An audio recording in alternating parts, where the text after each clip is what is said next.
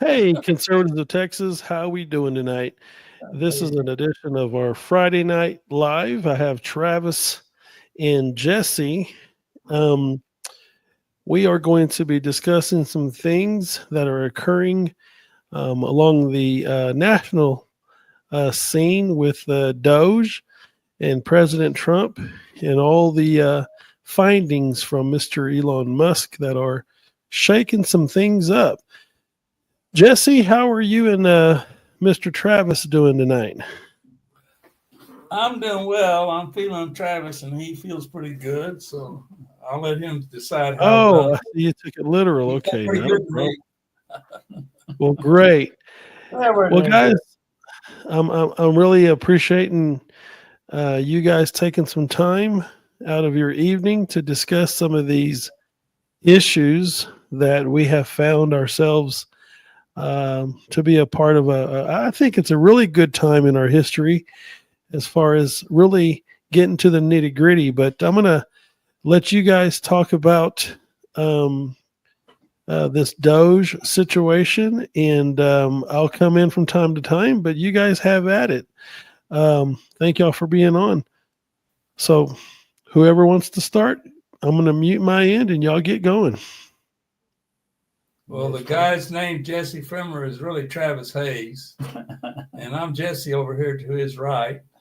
And we're having this conversation about a very important thing, in my opinion, that's happened within our nation, and that is to upset the apple cart on the East Coast and make certain that we hold our government accountable for the way they spend our money that we send to them from Texas and how they're spending it up there on the East Coast to elect Democrats with it. And I would like to see that change. And I think this disturbance that's been implemented by Mr. Musk and his 18, 20, 19-year-old people that are helping him find these discrepancies in how government's being spent, how our monies are being spent in these different dishonest applications of our tax dollars coming from Texas. So I'm very happy with what's going on with Doge.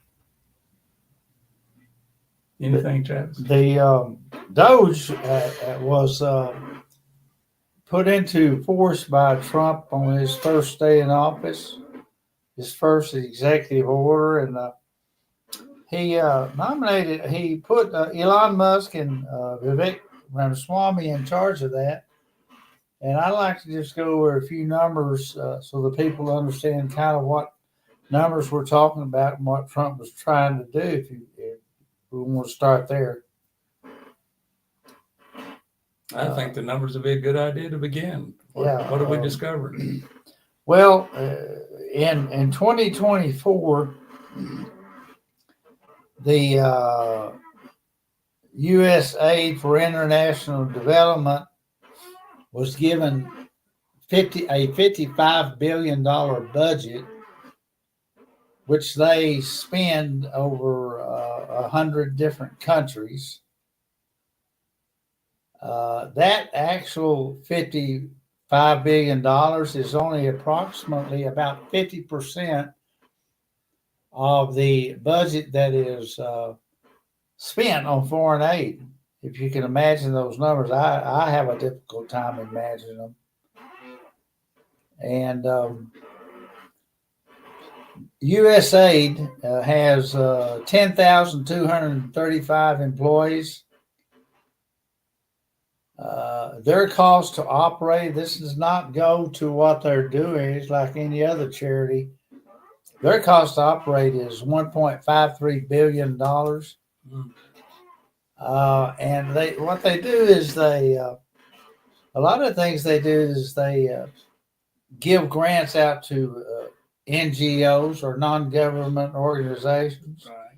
so that these NGOs operate outside of government authority. They operate outside of constitutional authority, and they do what they want to do. And after I mention some of that, I'll let Jesse talk about what he thinks about that. But what do these NGOs and the one of them is the United Nations Agenda 21. Someone listening here may may know a little bit about United Nations Agenda 21, which is globalization, wealth distribution, which I call reapportionment. It's taking United States taxpayer money and giving it to somebody else. Climate control, gender equality, and those are the things that they're doing under Agenda 21. Very liberal ideas, and USAID is taking these funds and attempting to institute, for lack of a better word, globalization of our planet.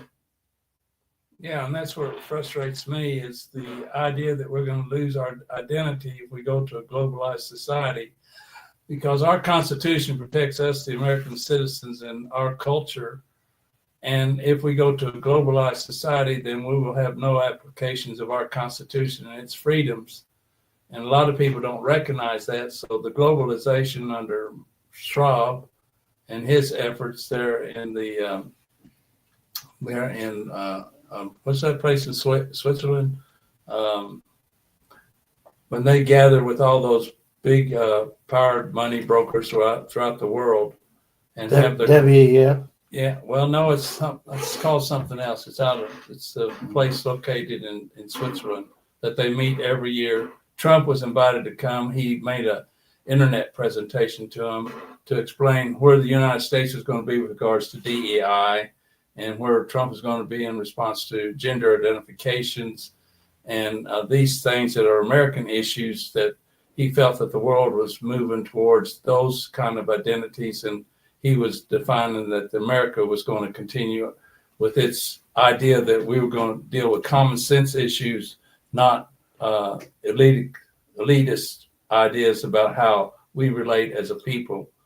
And our freedoms are being compromised by these theories of the environment is created, compromised by our living on the planet. Get rid of the CO2 producers.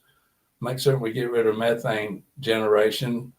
We should stop our gas production, which I think a lot of men and women are told by women that they need to quit producing that gas. And those kinds of dishonest statements about reality is the thing that we're trying to get back to, the common sense theology that our bodies were designed by this God that we love, and that he's produced us to be physical beings on this planet, a part of this planet's environment. And then the environmentalists are trying to turn us out of the environment and say we're not part of it, yet we're all a product of this environment. And it's very frustrating to watch these globalists trying to use these things to divide us, and then we don't know who we are. And that's just moving away from common sense. Just the common sense that there are two genders and there's no other. Now, there's mentally deprived people, and those mentally deprived people are the ones that think they need to look at themselves as a different gender.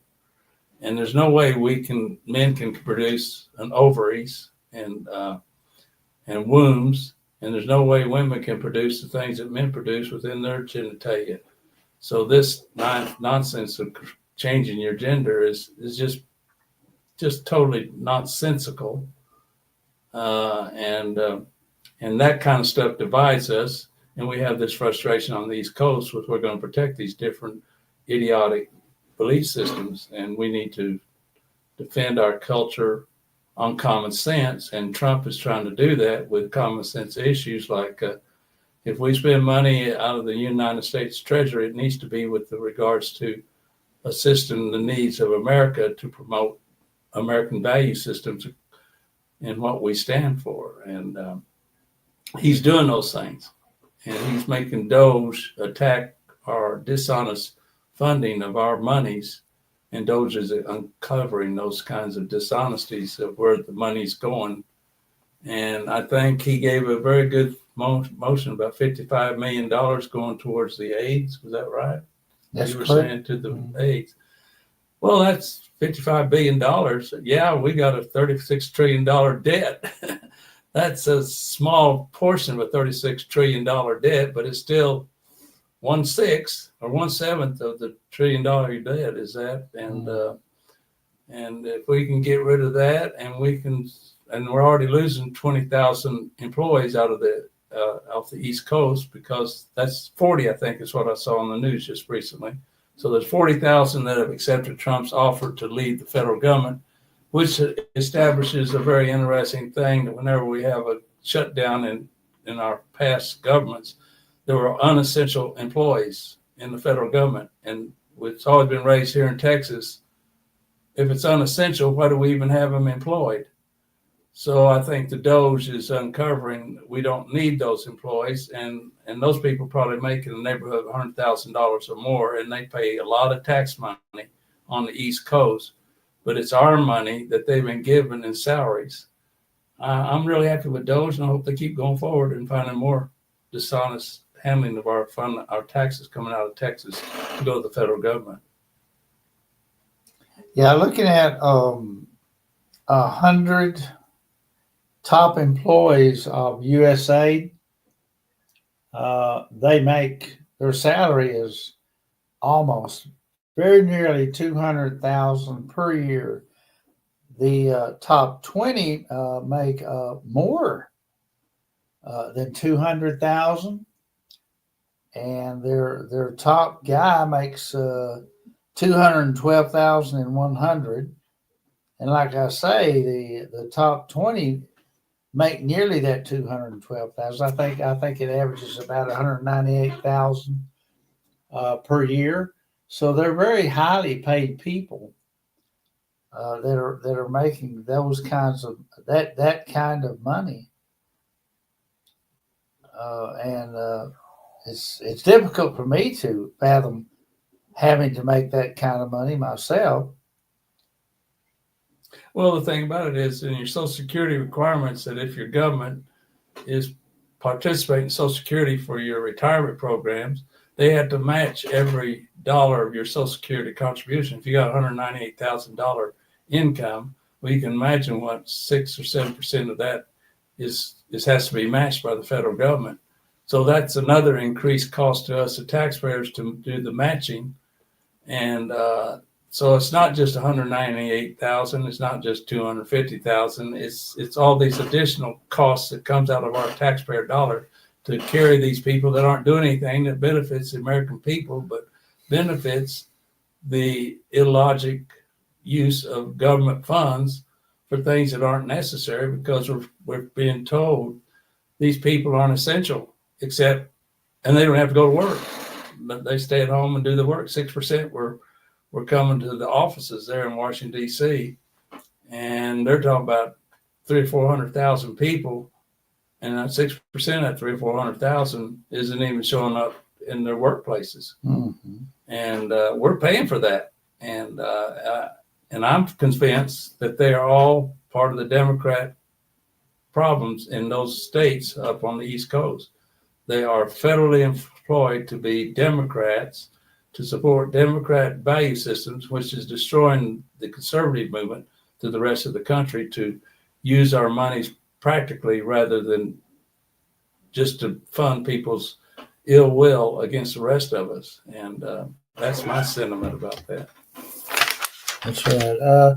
What bothers me the most about that is it's well-known fact that 1 in every 3 children that are United States children have food insecurities every night when they go to bed.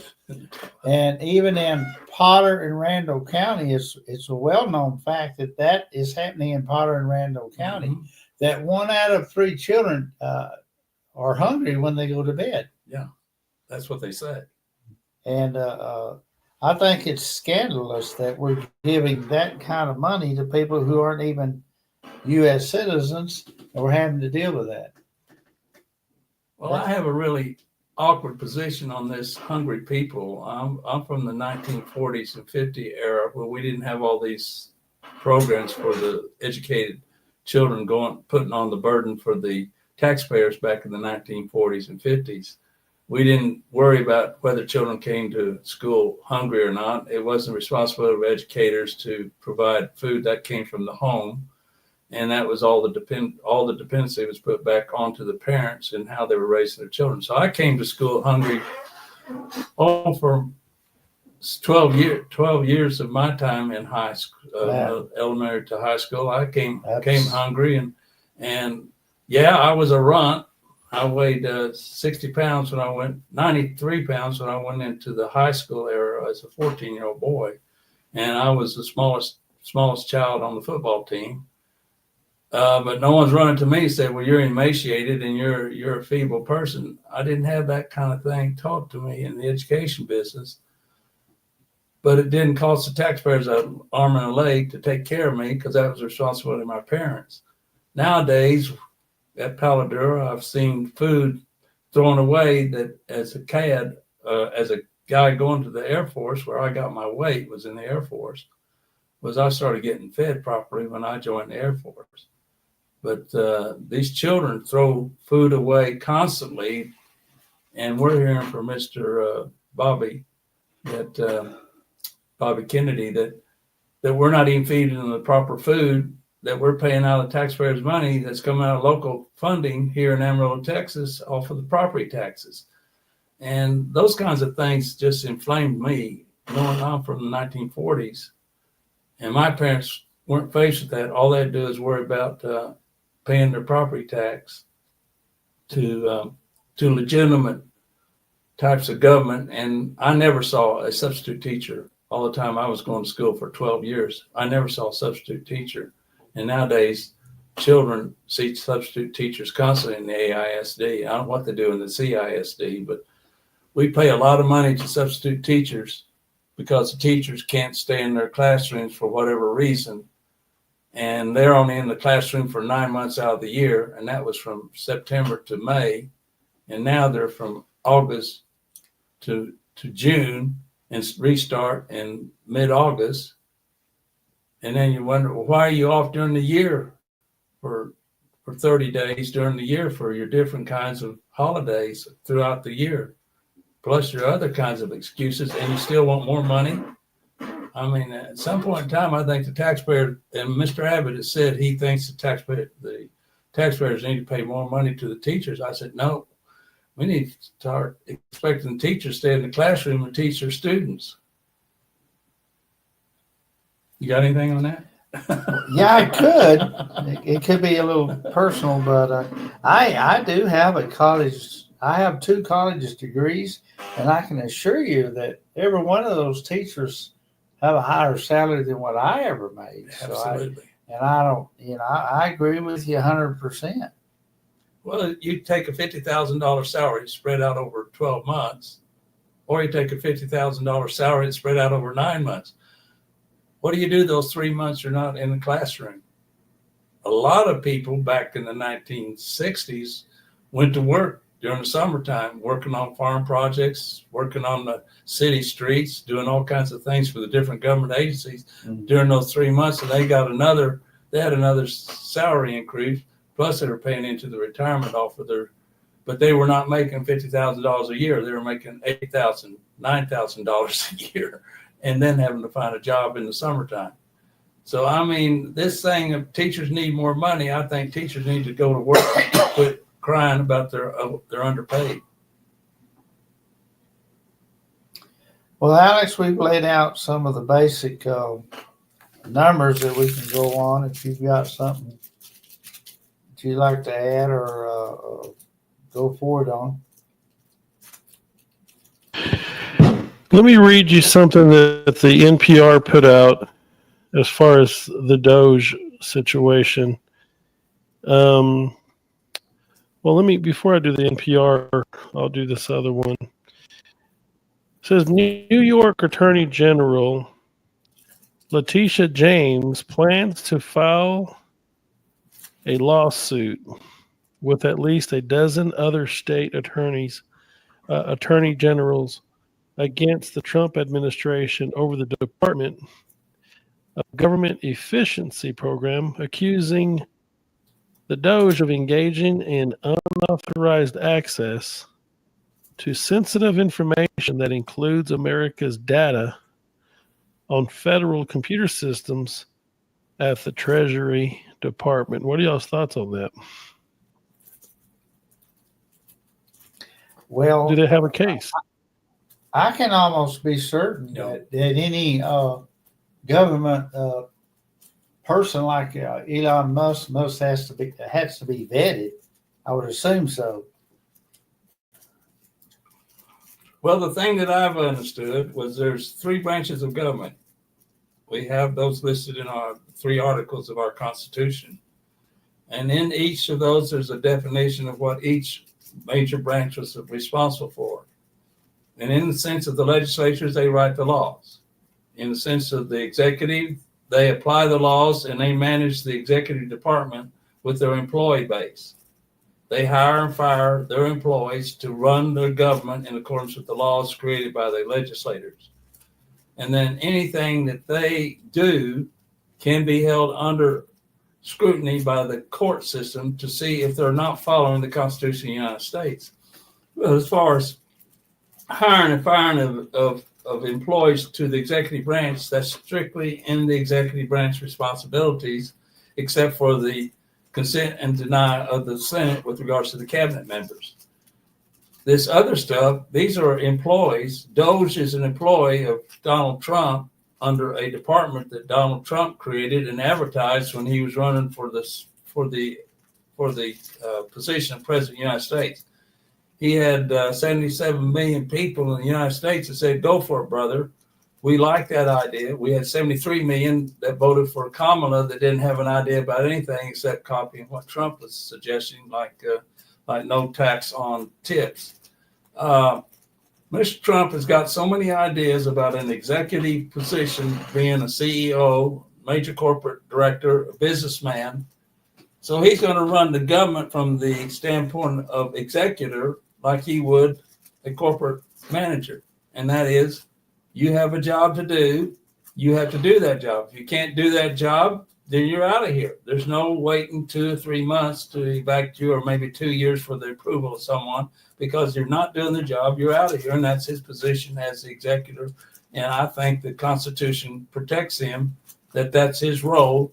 And if he misbehaves in accordance to the Constitution, that will be under the scrutiny of the judicial system, which will be our Supreme Court. I don't think Letitia James out of Georgia has any complaint other than that she just likes to complain.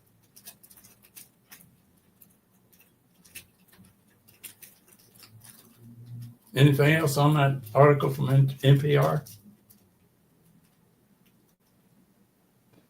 Here is another. I'll let scroll across the bottom of the ticker and y'all can read it as I'm reading it to you guys. Okay. Let me get that going here.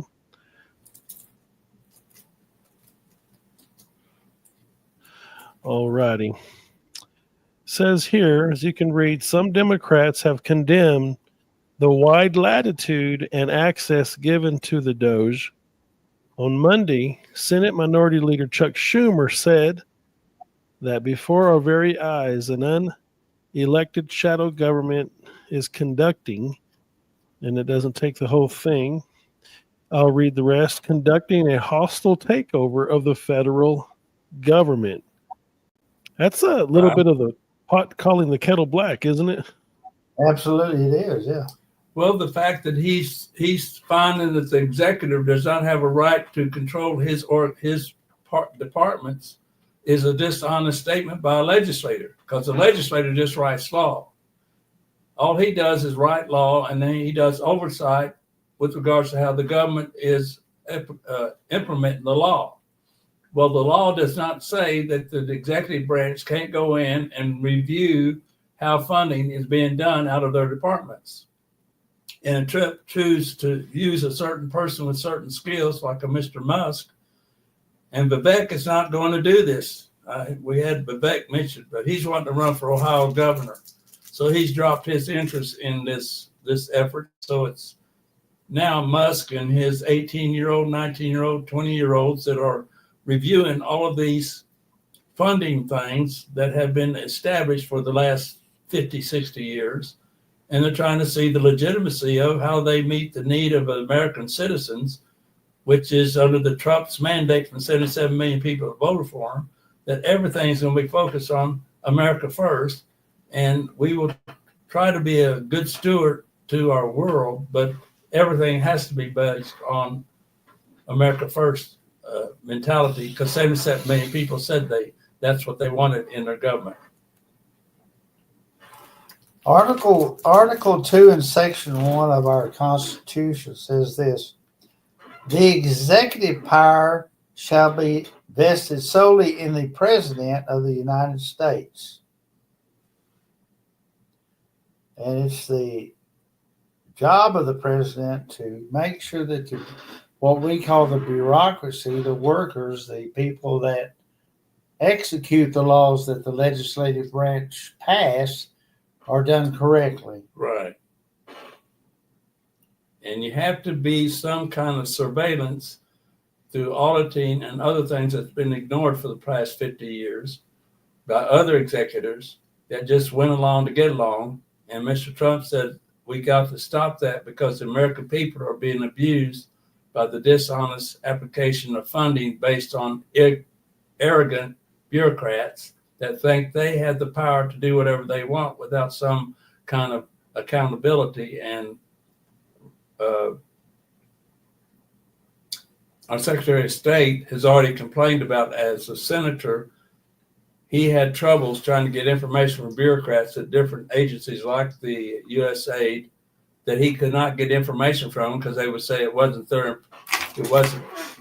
any importance to them, yet they're the oversight committees for the bureaucracies, yet the bureaucracies were telling them they didn't have any authority over them. And this is the things that have been a constant complaint to legislators that were concerned that they could not challenge the bureaucrats. Yeah, I notice we're frozen.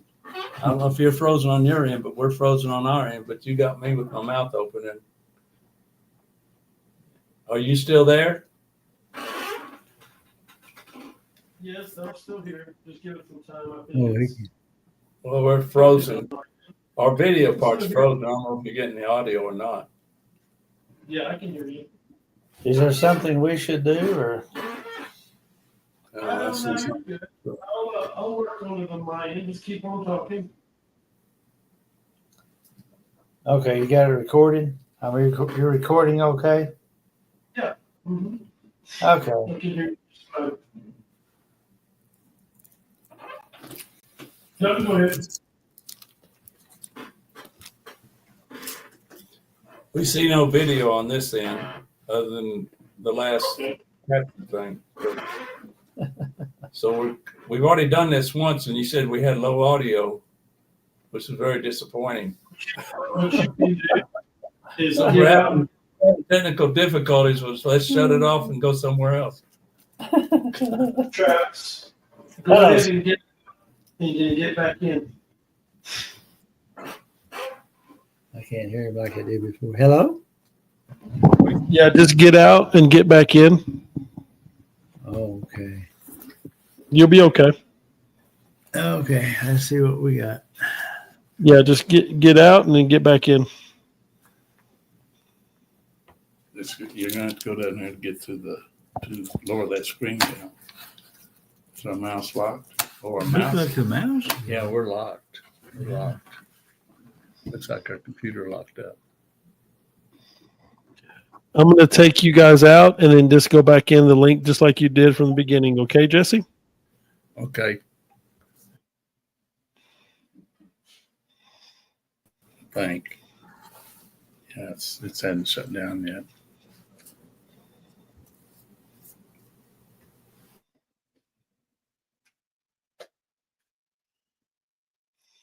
Yeah, just bear with us, guys. This happens from time to time, but no big deal.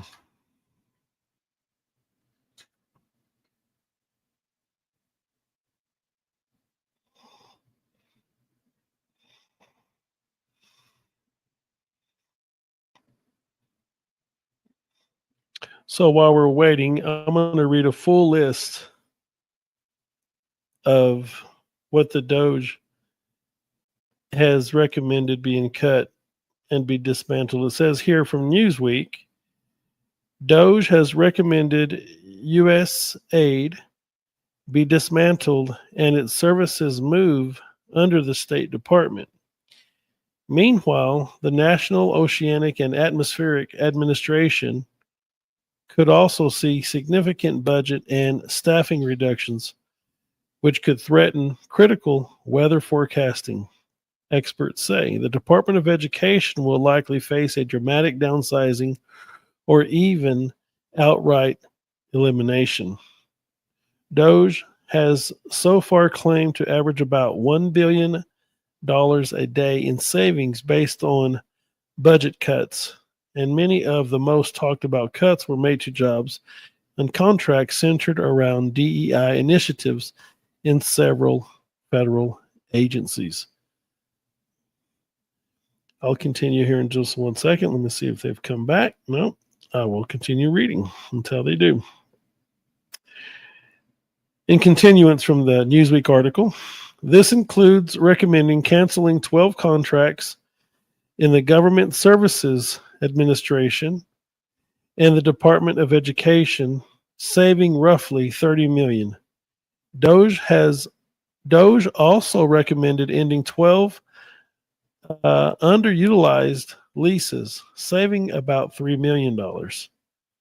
On Monday, the Musk-led department said it wanted to axe 36 contracts, which would save $165 million across 6 agencies. Last month, Doge announced it wants to cancel 85 DEI contracts at more than 10 federal agencies, amounting to about $1 billion. A $45 million scholarship program for students in Burma would also be amounting to about $1 billion. Let me see if I got them back here real quick. Okay, I can see you guys. Let me finish reading this from Newsweek real quick, okay, gentlemen? As I was saying, it says here about Burma, it would also be axed. Likely also a part of Doge's attempts to reduce government spending, Trump mandated that all federal workers must return to the office and implemented a federal working hiring freeze this month. What are your guys' thoughts on that last part? Likely also a part of Doge's attempt to reduce government spending, Trump mandated that all federal workers must return to the office and implemented a federal worker hiring freeze this month. I did hear about that earlier today. What are y'all's thoughts on that? Do you want mine go or do you want to go? Go ahead. Well, my the freeze was good, except for one problem. He offered to sign a resignation from their office with the promise that the government would continue to pay them up until September 15th of the 2025. That's 7 more months of getting paid without doing anything. They contend that the savings to the federal government still would be an advantage to get rid of those unnecessary employees in the federal government up there in Washington, D.C. And they're talking about it moving all the way up to 200,000 of them. And I'm sitting there, 200,000? There's 40,000 now. 7 months pay. Yeah, that's a lot of salaries for 7 months being paid to do nothing. And I'm talking about big salaries. I agree with the request that if they don't want to go to work, that they accept they're fired. But he didn't use the word fired. He used the word, we'll give you a separation pay like they do here in Amarillo with our superintendent of schools and with our city managers. When we let them go, well, we pay them severance pages, which I get appalled at because their salaries are $200,000. And that's $600,000. Well, no, a portion 12 months. So whatever portion of 12 months of $200,000 salary, they still get those 3 months and not be employed. Yet we, the citizen taxpayers, have to pay it. I don't like that. I think if you're fired, you're fired. You don't get a severance pay because you've done a bad job. And we, the citizens, don't seem to have any luxury of being able to fire bad employees when they come into the government work And one thing George Washington said, the one purpose he became the governing body as president was to serve his population. It was not a job. It was service. The word service is different from job. And a lot of government employees think that it's a job. It is not a job. It's serving the general population of taxpayers to do their job and get in and get off. And so my sentiment is, and I've been a government employee, but when I felt I wasn't functioning and I was still getting paid, I quit. I got retired because I thought this is ridiculous to pay me to sit around and not do anything. So I quit my job at Sandia Laboratories. I don't know how y'all feel about that. Yeah. Not about my quitting, but or retiring. That's you've mentioned that. It's just You've mentioned that to me before, and I think that's. I mean, it's kind of commendable, but at the same time, most people wouldn't do that, but you did. Well, I was a substitute teacher also, and when I went in to be a substitute teacher at AISD, I was teaching. I went in to teach math. I went in to teach chemistry. I went in to teach physics. But I went into the classroom thinking I was supposed to be teaching, and I was being paid $55 a day to teach. And then I may be put over in a PE class, or I may be put in a music class. I might be put in watching the cafeteria, kid children, all kinds of different menial tasks at $55. Now the teachers the subs don't even do that. They're not even required to teach. But I thought it was a requirement to be a teacher if you were a substitute teacher, but they're not even expected to teach. They're expected to sit there and babysit that the children don't burn the building down. And I think it's appalling that we have allowed the government employees to become expected to be paid to not do a job. And and we're paying a lot of money as taxpayers to people that don't think they have responsibility to serve the community as government servants, not as government doers or receivers. They're not supposed to receive anything. They're supposed to be giving. They need to quit thinking that they're punished because they're having to teach our children. If they don't like the job, go somewhere else. We need to have teachers teach kids, not spend time with whatever excuses they use to get out of the classroom, because the kids are suffering every time they listen to the teacher. Yes, sir. I think Travis. I think we can Go go into that quite in depth the next podcast we have. Certainly. I would have for quite a sure. bit to say. Yeah, we can certainly do that. In continuance with this freeze, in this article from Newsweek, it says Kevin Thompson, a finance expert and the founder and CEO of 9i Capital Group, he told Newsweek, and this is a quote, "Some cuts may become permanent, but realistically, much of what Trump is implementing can be reversed by the next administration.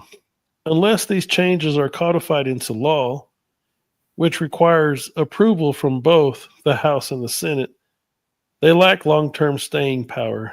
That said, many Republicans may support Trump's initiatives, as history has shown that opposing the party line can come with political consequences." What are your thoughts on that? Well, that's an interesting question, because with the you would think that if you had a majority of your own party in the Senate and the House, that you could make those things permanent, right? But it does not seem to be the case. It doesn't seem to be the case in both Washington, D.C. and the state of Texas. Well, it's a testament as to just how powerful the lobbying groups are that would cause a problem with anything that could be codified with your point that if the House and the Senate are majority Republican, then what's the problem? What gives, right? And That's correct. it goes to the question is, the ever loving word, rhino, Republican in name only. And is it that they're strictly adhering to rhino activity and those effects, or is it really just boiled down to the lobbying and who's got the money, honey? I think it's a combination of both, and it's depending on how strong the persons are with regards to their value system, with their purpose as a legislator, or as a employee of the government, or as a cabinet person.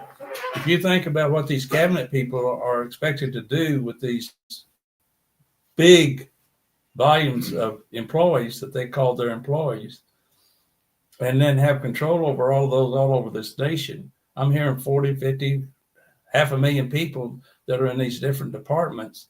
And these guys have just been appointed by a bunch of senators from a certain party to go in there and run those organizations as a department of education, Department of Interior, Commerce, Labor, departments of education, departments of the FBI, the intelligence, secretaries of states. All of those are large departments of people. And then to come in and serve for 4 years or 2.5 years until someone doesn't like the way they're handling their job and they're out. I mean, those people are giving up a lot to take on those government responsibilities. And it takes a very strong person character to take that on. And I think we've got some that Trump has appointed that have the attitude that they're there to serve the American culture, not for financial gain. I don't think we've had that in prior administrations. And some of my examples of just watching our Secretary of State going down to Panama and negotiating and understanding that Panama needs to remain neutral. It cannot allow a foreign government to come in there and control the entry points and exit points of the canal, because we need to have free access to that canal for the moment of our military to traverse through that canal to get from the east and the west if we have some kind of disruption, because we need to get our navies moving through that canal. Well, big government has always been a type of enemy to true conservatism. And, as our group is called Conservatives of Texas, what is it about this doge and the U.S. aid's, affiliation with doing anything that is so abroad in the first place? I mean, if we're going to govern our own country, why is it that this even picked up in the first place? And, I'm reading here from NBC News just a little bit of where it began, and I'll read a little bit just real quick. It goes back to Kennedy, it looks like. So let me just read a little paragraph here. It says, U.S. aid is the international humanitarian and development arm of the U.S. government, assisting nations in conflict and other strategically important countries by alleviating poverty, disease, and other crises. I don't like saying it like those other folks do. I got caught up in that. My apologies. According to a report by the Congressional Research Service in describing what the U.S. aid is and what its work efforts are. But here's the thing, guys. At some point, when is there a stopping point? I mean, how much is enough whenever you're given this type of aid?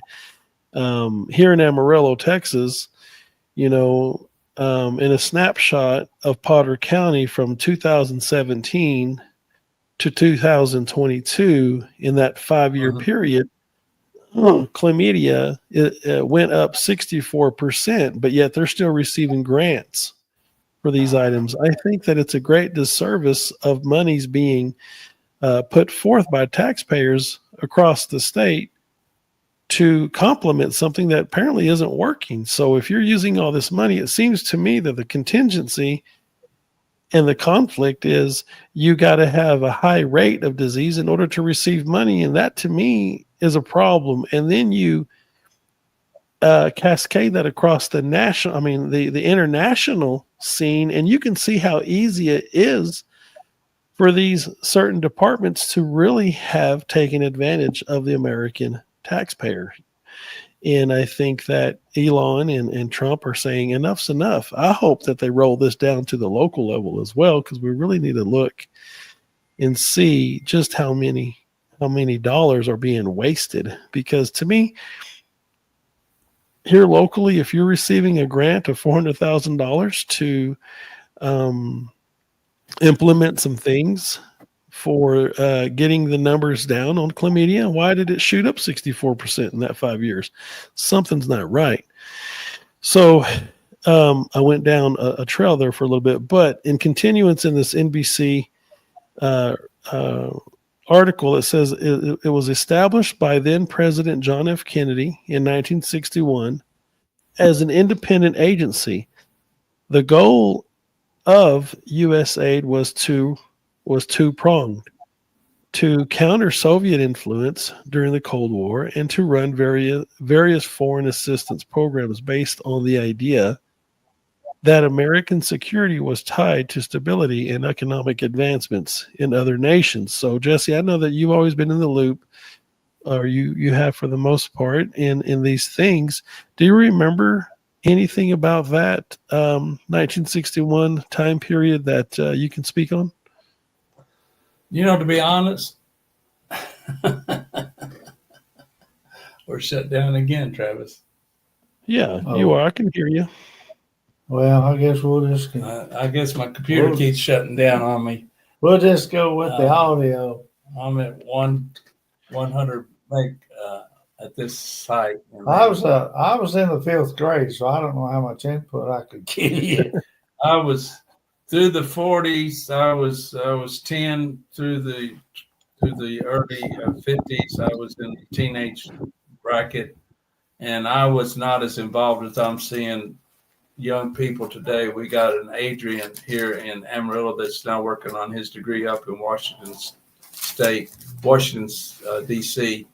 And he's a very accomplished young man of the age of 19.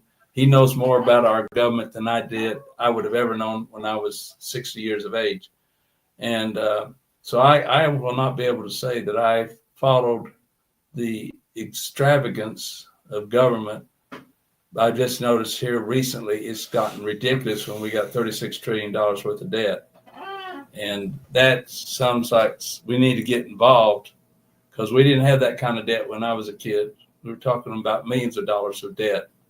And we're went past billions, started screaming about $5 billion around the Bush administration. And look what it is now. We're in the trillions of dollars at $36 trillion of debt. And there's something wrong with our government and how it spends money. I think, Alex, the problem is that our approach to reward and punishment in a socialist type system, which is what a globalization, New World Order global system is very faulted. It's not. That's exactly what you're looking at. That type of system, and it's not a good one, because what it does is it does not reward good. It doesn't give the kind of reward you need for a good conservative efficiency. It's just the opposite. You must literally be inefficient in order to keep receiving what you're getting. If you have a problem, you spend money to solve the problem. You never solve the problem with solutions. You solve it by buying your way out, which just impacts the problem. You never did find the real problem, because you thought money would solve it. And it's not normally not, and majority of the time, it's not money. It's just bad. And Musk found that out with our SpaceX program, that he was able to do something that our own federal government could not do under NASA. He was able to put a ship in air at a lot less cost than ever costs for NASA to do it. And NASA can't do it with Boeing, but SpaceX did it with his own design. And Boeing was something we were funding as a dramatic manufacturer of things for the space program. And when we honor accomplishments with our funding, that's what we do. But when we have dishonest accomplishments, but we still put money into it when it's not functioning properly, and there's no one monitoring that. And that's what's frustrating. I'm gonna let you guys come back on. I'm gonna take y'all off. Y'all come back in. I'm gonna read the rest of that article, and I'll be listening for you guys. We got about 10 more minutes, and that's it. So let me get you guys back on, or I'll take you off, and then y'all get back on.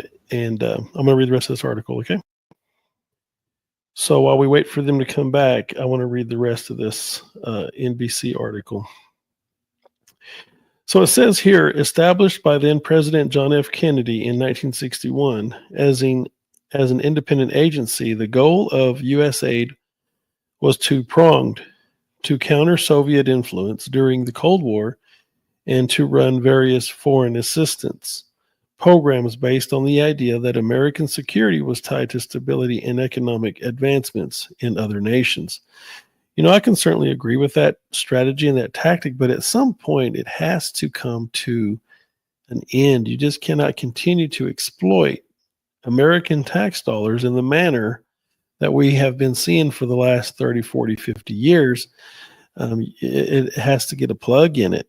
We have to start redirecting some of those efforts and those monies within our very own states and cities. We have so many issues, but to continue doing that internationally is something else. Here it says more than 10,000 people work for USAID, about 2/3 of them overseas, the CRS says. The agency addresses a wide range of needs, from women's health to clean water. Jeremy Condike, a former USAID official during the Obama and Biden administrations, described the agency's work as urgent and said gutting it would disrupt vital public health initiatives at U.S.-funded clinics in other countries. To be very explicit about what is being turned off, the sort of things that are being stopped are programs that support 20 million people on life-saving HIV treatment right now, said Condike, who is president of Refugees International, a rights advocacy organization that's a huge risk to those individuals, but it's also a risk to the health of the world, more broadly. So with that being said, there's just you have to ask yourself, where does it end though? If you just continue doing it over and over, it almost seems as if it's being exploited on purpose. So I got these gentlemen back. So go ahead, guys. Glad to have y'all back. So I was just reading the rest of that article on the USAID, and it's just gone on for way, way too long. And if there's never an end in sight, we can all see how that can get exploited to the extremes that it has been, you see. So, yeah, I can see you guys. Oh, he's there now. Yeah, I'm here. I can see y'all. Okay, we're there. It was a while to get back to you. So certainly, every government agency has been a little spoiled in exploiting these items. And who's the oversight on all this? Does anybody know? Who now? Elon comes in. He's the oversight. Who was the oversight before? It's supposed to be the legislators. Yeah, And so we're finding all this money that's going towards what? Millions and millions of dollars for condoms in Afghanistan or wherever they're sending them, Iraq. I don't know. Where's the oversight in that? According to what I've heard on hearings on my YouTube connections, talking about Senate hearings and House Representative hearings, I've watched Republican senators and House representatives raising very honest questions about how the bureaucracy is funding its different efforts, and they would stonewall the efforts of the inquiries. Now, certain bureaucracies were managing their resources, and I'm hearing from legislators now that since they're more in control, they can now expect more transparent conversations come from the executive branch, which they were being stonewalled by the DOJ and the FBI and the CIA and the Department of Education, that when they were asked inquisitive natures like what is the USA aid spending their money on, they would stonewall the efforts of the oversight committees in those hearings. And there was always be a group based on party would be in resistance. And that seemed to be the party line definitions of what you have oversight over and your concern over that. And this gender identification thing, this identification where the females should have the introduction of males in their activities as far as sports and their restrooms. That just seemed like a given that both parties would share the reality that men are different from women, and there's a necessary thing to keep them apart in admiring their identity as a gender, and not force women to be forced into an environment where men just walk in and disrobe themselves and claim to be a female. And that was going on in the last 4 years. And that kind of dishonesty, when you see it's a party thing between two dealing on a common sense issue, that's very frustrating for someone who's sitting and trying to see right be adjusted by right value systems and being defended, just like upwards of 20 million people coming across our southern border, and no one taking responsibility for the fact that that's a dishonest thing to do. But it was always one side, and the other side. And why we couldn't get a consensus, because it's always based on party affiliations. It had nothing to do with reality. And I think some of this is funding that I think some of these politicians are bought and paid for by the lobbyists that you mentioned, that the lobbyists have ways to draw influence into our legislators that do oversight. Well, yeah, you were talking about John F. Kennedy. I think this system kind of started with Eisenhower because he warned us of the military-industrial complex. Because the truth of the matter is, if you make fighter jets, you better be able to sell them to somebody. And if our armed services is not going to buy them, you're going to sell them to somebody, because that's what you do. That's you your make job. them. That's your your job. That's industry. how you make your money. Mm-hmm. So that's one of the issues. That's one of the problems. Well, in regard to that manufacturing situation, that's what Trump is also dictating, is that our manufacturing idea was it wasn't made in America. So we started to become dependent upon other cultures to provide us with our working people. And then our working people became just, they call them computer hacks or secretaries or business people that don't do jobs such as welding, pouring concrete, all the different crafts jobs that are done for that really build an economy. Those jobs are not paid well enough to encourage our citizens to become active in those fields, or even in the manufacturing business of making steel and going after oil, going after gas. We got to have people do those jobs if we're going to be self-sufficient.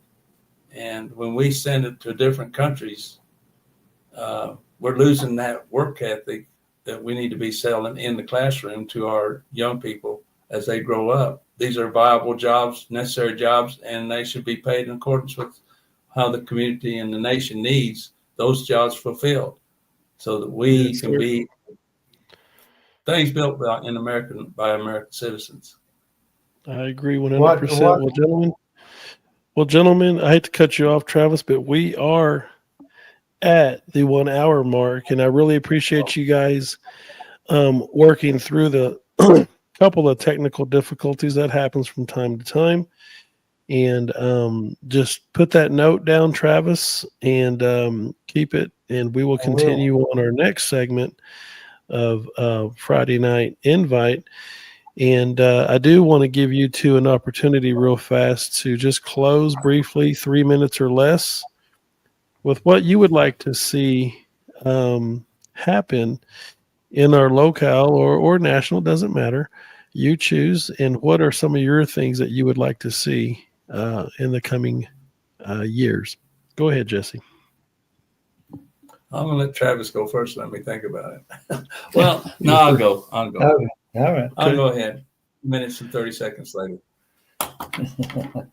Here locally, I would like to see the American citizens, the Amarillo citizens, to be really conscious about how our city government works, how our Amarillo College works, how our AISD works in accomplishing the things in their roles in that part of our country, because those are all government functioning jobs. Now, we do have county government, and I think we have a very efficient county government, and they've done things, I think, at the county level that has been commensurate with conservative value systems, but I don't find that quite the same in some of the other three government agencies.